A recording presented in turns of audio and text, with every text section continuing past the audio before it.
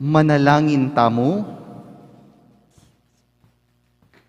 Oy paming mayupaya, aluguranda kasana karing sablang bage, at babo ring sablang bage. At dasnan mi naman sana ing tulang sidyamu para kaya kami amaygit king sablaming panenayan. Itiadwan mi, king kapamilataning ginuming Heso Kristo ng anak mo, ang mabibiyat magari, kambemo at ning Espiritu Santo, metong mo king pangadiyos, manggaman king alananga.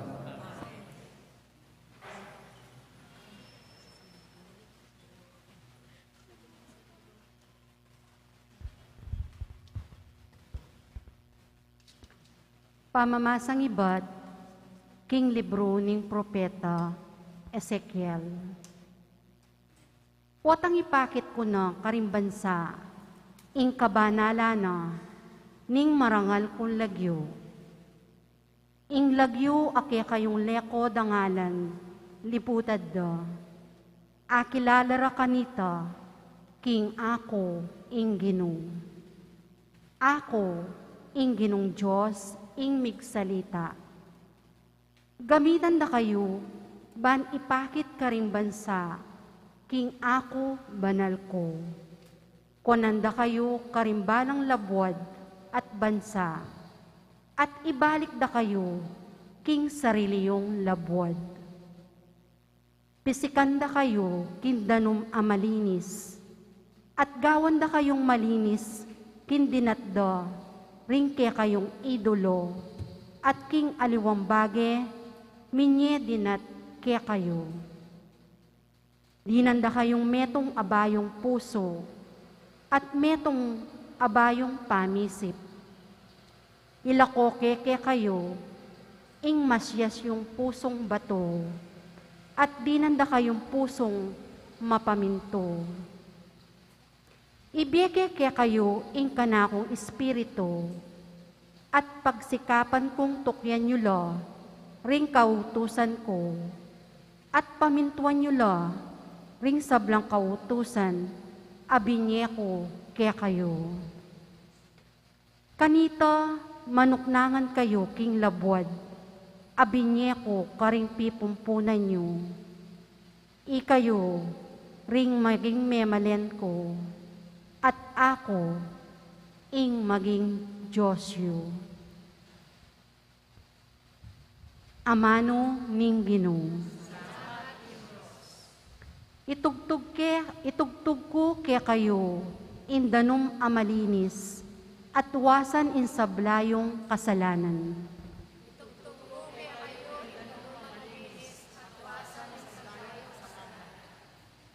Gawan ming malinis ing puso ko, o Diyos ko. Ibayo me ing pilubluban ko, at katapatan ibem ka ko. Emo ko tatabi king kekang harapan, eme lalako kako, ing espiritu mong banal.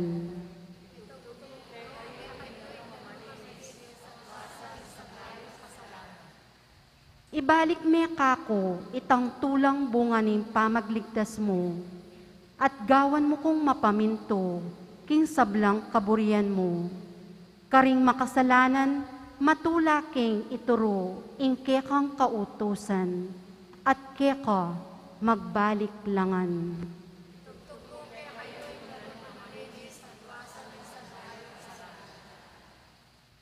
Emulaw buri rin sakrapisyo, nung ali, keka kakulang iyampang, ni emo katulan, ayin adurulokan. Ingayin ko, o Diyos ko, mamuyang espiritu, impusong sisisi, at mapagkumbaba, kapilanman, eme tangyan.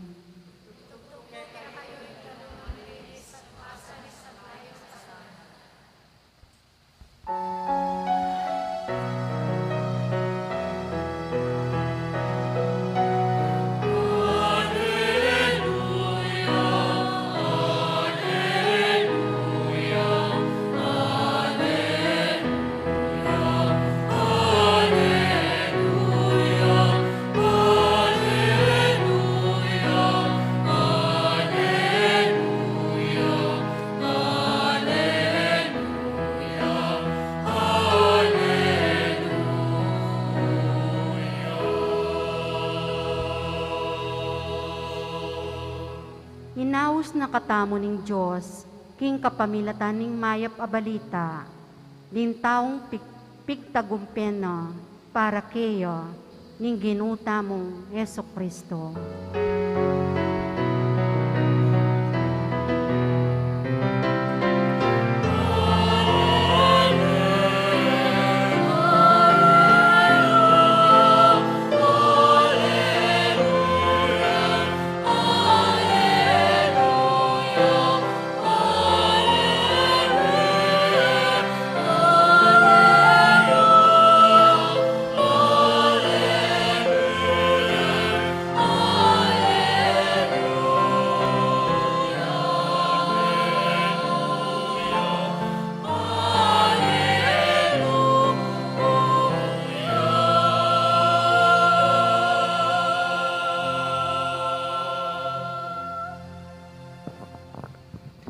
Inginu manatiliya kayo.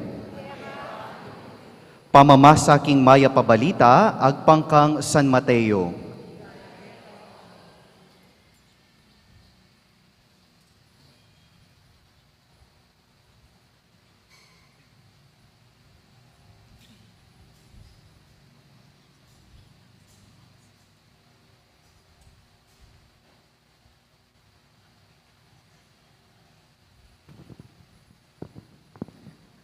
Migsalita yang pasibayo Yesus karing kekaldan king kapamilatan ding talimhaga. Ngana, ing kayaryaning banwa kawangis ne niti. Ing meto nga ari, migtawuyang karagulan para king kasal ning prinsiping anak na. Tinubod na laring kayang alipan, ban manyaos karing kumbirado na king kasal. Dapot, elame bisang datang. Inya pasibayo yang mitubod aliwang alipan at penabilin na karela, sabyan yu karing mekumbira, king manaya na ingkakong sidya. Pepakatat ko nala ring kanakong baka, ampon ding aliwa kong sese pataban. Makasadyaning sabla, munta na kayo keni king kasalan. Dapot ding mekumbira, era pinsingan iti, sinulong na ning balang metong ing lakad na. Ing metong mintaya king kayang asikan, at ing metong naman mintaya king kayang negosyo. Ding aliwa naman, dekap dala ring alipan at tinubod na, penasakit dala at melaus dalang pete. Mikalo ko ing muana ning ari at peparala nala ring kayang sundalos, at pepapate nala ring tampalasan at pepasilab ni ing karelang syudad. Kay ba't nanita nga nakarela, makasadya na yung kasalan, dapot ding mekumbira, ela karapat dapat. Ngeni, mamunta kayo karing dala na matao, at kumbiran nyo lang datang king sidya ko, ring sablang taong akit yu. Inyang memuntala ring alipan karing dalan, at tinipon dala ring sablang atag ponda, mga roklaman o mga yapatao, at ing lugal anong nuda ikasal, kinat muya karing mekumbira. Inyang linwalya yung ari, banalang lawan ding bisita, ikit ning metong nga taong makaimalan pakipagkasal. Abe, nga na kaya, bakit linog ka keti makaimalan pakipagkasal? Dapot alayang apakibat ing tao. Kanita nga na ning ari karing magsilbi, igapos siya gamat at bitis, at iyugseye king karalumduman king luwal. Karinya tumangis at mitigis aipan. At nga nang memo po Jesus, uling dakal na ring meyaos, dapot di taklamo ring mepili. Kaluguran kong kapatad, ing mayap ng balita ning kakatang kaligtasan.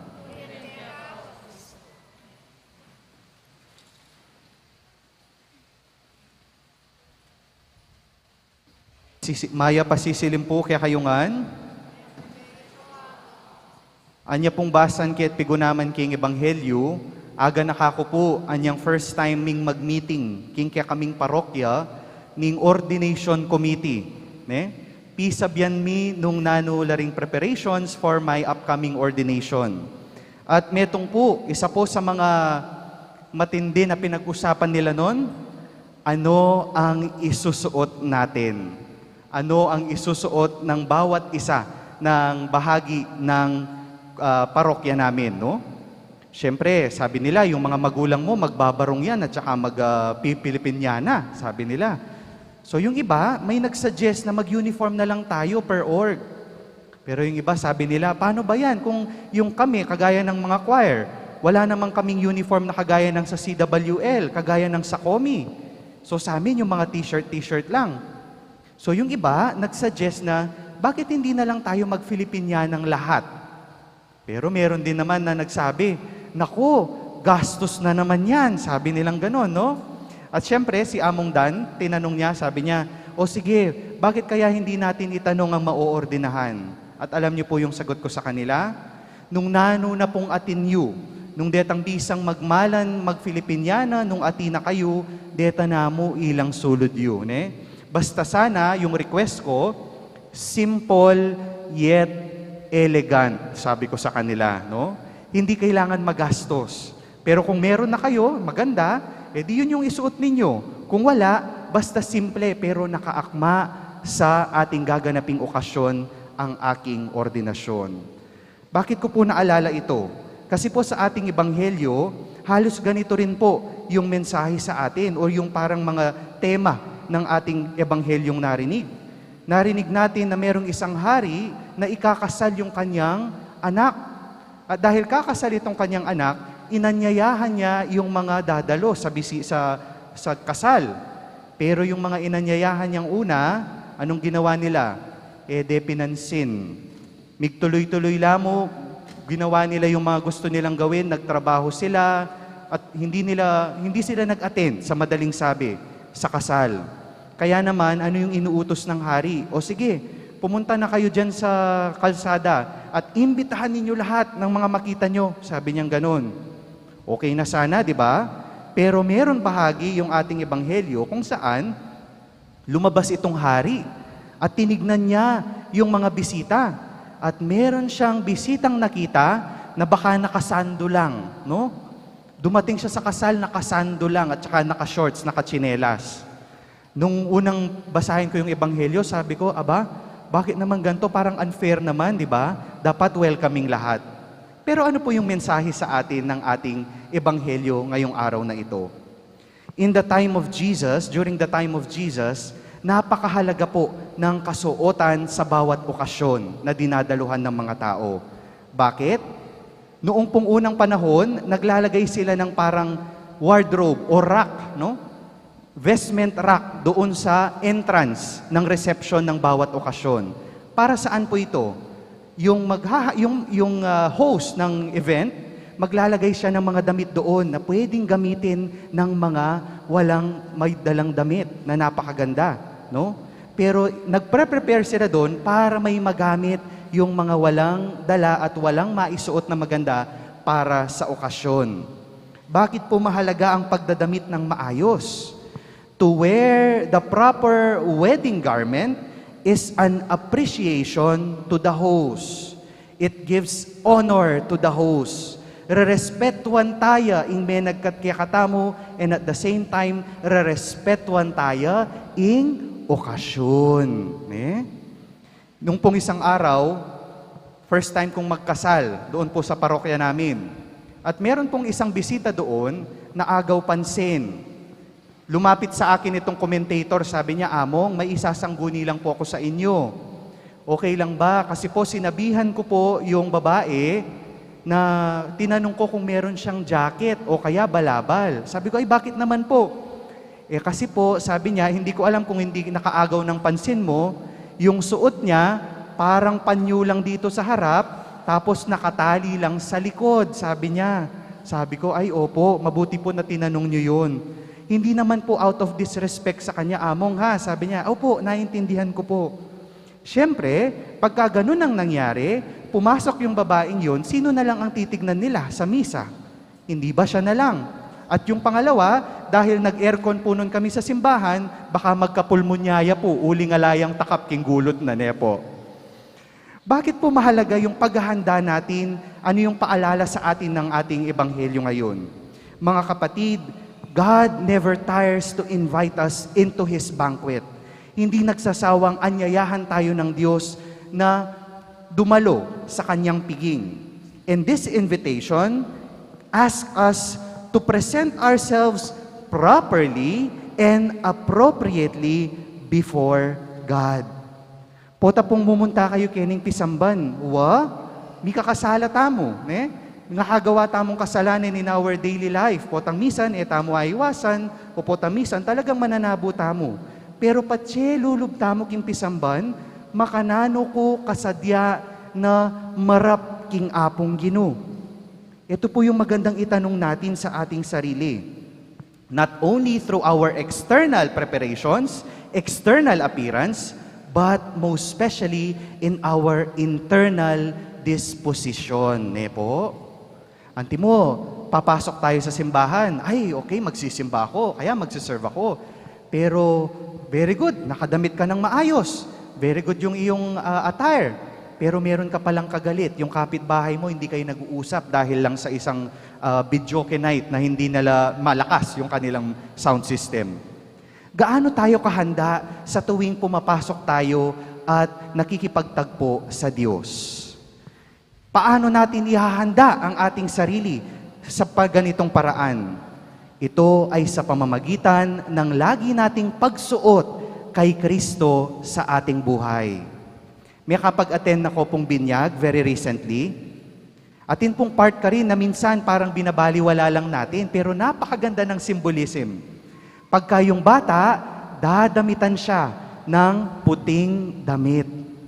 Ito ay paalala sa atin na yung batang yon, yung bagong binyag, ay malinis at nadamitan kay Kristo. At syempre, habang lumalaki yan, minsan nagkakasala, doon narurungisan. Potang nung nano-nano yung gagawan tamo, makanayon, makaayon, king kakatamong panga-Kristiyano. Kapag ka hindi natin isinasabuhay yung mga baptismal promises natin. Madali lang po yung mga baptismal promises natin. Ano nga po kasi yun? Yung una, sa sakwil may Satanas. At yung pangalawa, sasalpantaya ka ba, King? Diyos, kapamilataning Santa Iglesia. Napakadali lang po, Pero kung minsan, kung ano-ano yung ating isinusuot sa katawan natin, yung mga damit ng pagkamakasarili at pagkamakasalanan. Yet, my dear brothers and sisters, tamo miminalog. Dahil ang first reading natin is a great reminder for us. Galing sa libro mula sa kay Propeta Ezekiel. Anong sabi niya? Pinapaalala sa atin na ang Diyos handa niya tayong linisin. Inke katamong dalita pakibat makantaya naman. No? And we can do this, handa tayo laging makiharap sa Diyos kapag hinayaan natin ang Diyos na linisin niya tayo. By allowing God to constantly cleanse us from our impurities.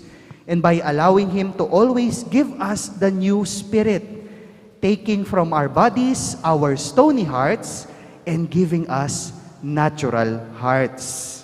Ini mo naman po yung same invitation na ning ginutamong Hesukristo. Ketang mumuna ng mensahe. Repent and believe in the gospel. Yung pong word na repent na yon, hindi yun yung sumisita mo, no? Pero may mas malalim pang translation yon. Ang ibig sabihin niya sa salitang Greek ay metanoia. At anong ibig sabihin ng metanoia? Meta, to change. Nous, ibig sabihin, mind. Ibig sabihin, metanoia, to change our mind. Minsan tayo po, ayaw natin nag-change mind. Ano po? May naalala akong isang kwento bilang pagtatapos. Meron daw pong isang pare na sabi niya sa kanyang mga parokyano, pupunta ako sa Roma. So after ng misa, yung mga may prayer intentions, lumapit lang kayo sa akin para ipagdadasal ko kayo pag nandun na ako sa Roma, sabi nitong pare. So after the Mass, merong isang babaeng lumapit kay Among. Sabi niya, Among, ito po sabi niya, inaabutan niya ng sobre. Ito po, pera, pocket money ninyo pag pupunta kayo ng Roma. Pero sana ipagdasal niyo po ako. Ay, sister, anong ipagdarasal ko sa iyo? Sana magkaanak na kami ng asawa ko kasi 2 years na po kami, wala pa rin po kaming anak. Ito po, pandagdag ninyo sa pocket money ninyo, sabi ng babae. So sa madaling sabi, nagpunta sa Roma ang pare, Pinagsindi niya po ng kandila doon sa isang simbahan, yung babae, at pinagdasal niya na magkaanak na sana siya.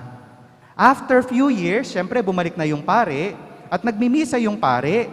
Pagkatapos ng kanyang misa, merong lumapit sa kanyang babae, buntis. No? Buntis. Sabi niya, Among, tatandaanan niyo ko pa po, naalala niyo pa ako? Binibigyan niya ulit ng sobre si Among.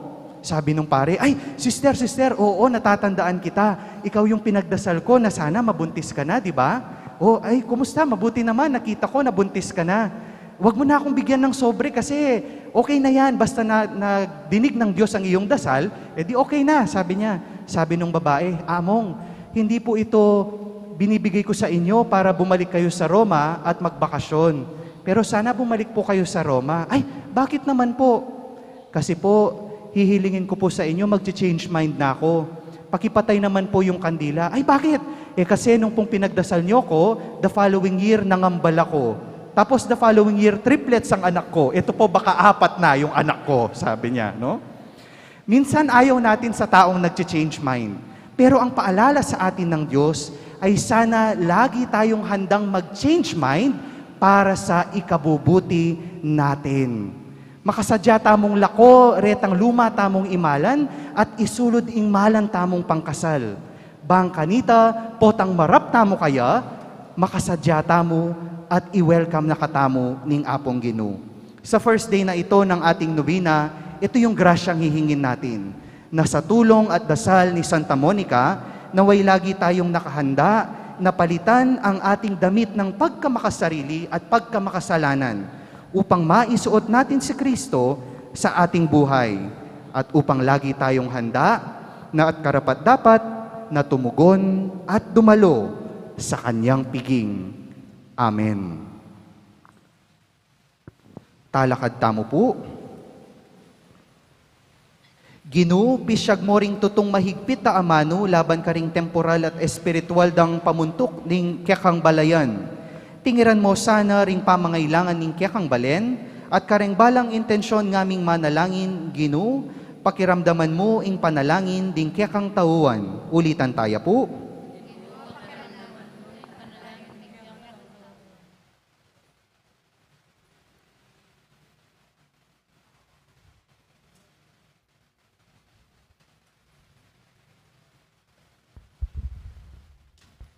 Para ka ring obispo at kura paroko. Kapilan man sana elamimisip mo muna, dikilking sarili rang kapakanan, nune ing ikakayap ding tupang may pagkatiwala, king karelang pamaningat.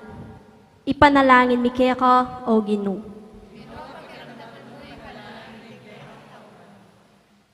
Para ka ring sablatang pamuntok sibiku, parati rasanang tuparan ing karelang katungkulan, kambening tiyaga, epektibong pamamaralan at kayapan apilubluban. Ipanalangan mi keka, o Ginoo.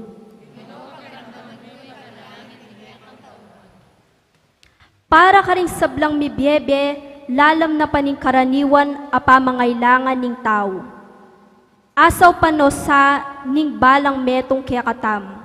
Bandasan daing uri ning biye akarapat dapat king digdidad ning tao. Ipanalangin mi keka, o Ginoo. Para kaya katangang makatipon keti, parati ta sanang magkapilit mit mong katapatan at tulang tupad, karing sablatang responsibilidad, badi mi pagkatiwala kaya katamu, akwarang abalo, king kaya katang pamibiyebe, ing mabilog ng kabaldugan, ning lugod at kasuyuan Kristiyano. Ipanalangin mi kaya ka, o Ginoo.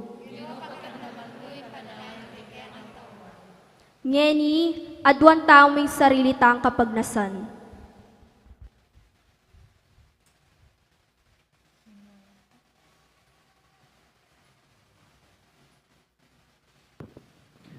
Oy pamingat banwa, lelangan ming tao, ban magobra at manakit tula, king kekang amano. Ipagkalub mo kaya kami ing katapatan, parating magobrang masalese, at kambening tula, bakeng maging karapat-dapat akatambayan mo, king pamitalakad, king kekang kayarian. Itiaduan mi, king kapamilatan ng Kristo ang ginumi.